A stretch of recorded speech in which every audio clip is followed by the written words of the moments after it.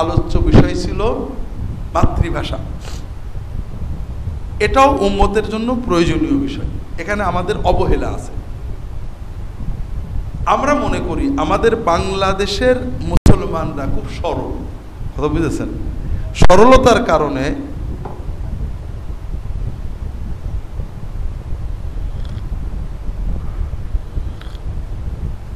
বাংলাদেশের মুসলমানরা সরলতার কারণে মাঝে মাঝে ভুল বোঝে।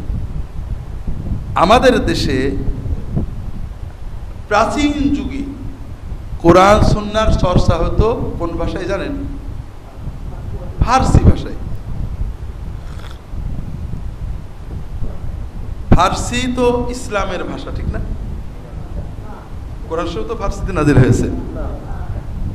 নবী রাসূলরা তো ফার্সিতে কথা বলেছেন। ফার্সির সাথে ইসলামের কোনো সম্পর্ক নেই। বাংলাও যেমন একটা ভাষা, ফার্সিও। পার্থক্য একটাই, যে ফার্সির ভাষার লোকেরা মুসলমান হয়ে দ্রুত ইসলামের সবকিছু ফার্সির ভিতরে ঢুকে ফেলল। তারা নিজেরাই মুসলমান হলো না, ভাষাটাকেও কি করলো? মুসলমান বানাই ফেললো। আর আমরা মুসলমান হয়েছি 1000 বছরের বেশি, কিন্তু ভাষাটাকে মুসলমান বানাতে পারে। এরপরে আমাদের দেশের মানুষেরা ইসলাম চর্চা করতো কি ভাষায়? উর্দু তো ইসলামের ভাষা। হ্যাঁ, ইসলামের ভাষা। উর্দু বাংলার মতোই একটা হিন্দু ভাষা, অর্থাৎ ইন্ডিয়ান ভাষা। একই ভাষা, শুধু একটু কাঠামোটা ভিন্ন হয়ে গেছে। উর্দু ভাষার মানুষেরাও ভালো। উর্দু ভাষার মানুষেরা মুসলমান হয়ে তাদের ভাষাটাকে মুসলমান নেবে। আল্লাহর নবীর যত হাদিস, কোরআন, তাফসীর সব উর্দুতে ঢুকে গেল। তাহলে উর্দু ভাষার সৌভাগ্য যে উর্দু ভাষার মুসলমানেরা তাদের মাতৃভাষাটাকে পুরো ইসলাম ঢুকে ফেল। একজন উর্দু ভাষাভাষী কোরআন, হাদিস, ফিকহ, উসুল পড়ার জন্য আরবি না জানলেও চলে। সাধারণ যে কোনো উর্দু ভাষাভাষী যদি নিয়ত করে যে আমি একেবারে ভালো আলেম হয়ে যাব, আরবি মোটামুটি না বুঝেও শিখে ফেলবে। দিনের এমন কোনো এলেম নেই যেটা উর্দুর ভিতরে ঢুকিনি। কথা বুঝতে পারছেন না? এটা উর্দু ভাষার সৌভাগ্য, উর্দু ভাষী মুসলমানদের তৎপরতা। আমরা ভুল বুঝলাম, আমরা মনে করলাম উর্দু ভাষা বোধহয় ইসলামের। এই মনে কিভাবে আসলো? উর্দু ভাষা আরবি অক্ষরে লেখা হয়। কথা বোঝেননি? ফার্সি ভাষা আরবি অক্ষরে লেখা হয়। অক্ষরের নাম তো আর ভাষা না। হ্যাঁ, বাংলাও তো আরবি অক্ষরে, আগে বাংলা আরবি অক্ষরে লেখা হতো।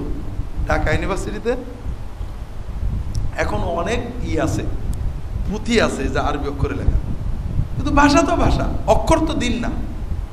কথা বোঝেননি? এক্ষেত্রে আমাদের ব্যাপক অবহেলা আছে। আমি দুটো জিনিস আপনাদের বলব। একটা হলো আলেমদের দায়িত্ব, আমরা কি করব, আর একটা হলো মুসলমানদের কি বলবো। প্রথম দায়িত্ব হলো আমরা মাতৃভাষায় দিনের চর্চা না করে, একটা মারাত্মক ভুল হয়েছে। একবার আমি আমার শ্বশুর বেঁচে থাকতে, সম্ভবত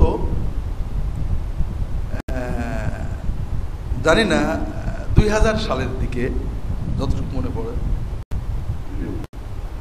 তৎকালীন সরকারের কয়েকজন মন্ত্রী আমার শ্বশুরের খুব ভক্ত ছিল, দরবারে আসতো। এই ধরনের এক মন্ত্রীর কাছে সুপারিশের জন্য শ্বশুরের কাছে একজন আসছে। শ্বশুর নেই, তা ওই ভদ্রলোক ওই মন্ত্রীর খুব গাল দিচ্ছে, এই নাস্তিক, বদমাই, শয়তান ইত্যাদি। উনি আবার আলেম। তাই আমি বললাম যে হুজুর, এই অমুক অমুক লোক যদি দোজখে যায়, হুজুর আপনাদের কিন্তু না নিয়ে যাবে না। কারণ বেচারা খুব রাগ হয়েছে, কিন্তু পীর সাহেবের জামাই হিসেবে কিছু তো খুব অসন্তুষ্ট হয়ে একটু বলছে মুখ এই করে যে হুজুর এরকম কথা কেন বললেন। তো জানো যে যখন ওই মন্ত্রীর নাম ধরে বললাম, নাম এখন বলবো না, যখন উনি স্কুলে পড়তেন, কলেজে পড়তেন, তখন আপনারা বাংলা ভাষায় কোনো দিনের বই লিখতে দিতেন না। বইগুলো কোন ভাষায় ছিল? তখন বাংলা ভাষায় বইপত্র ছিল না? ছিল তো।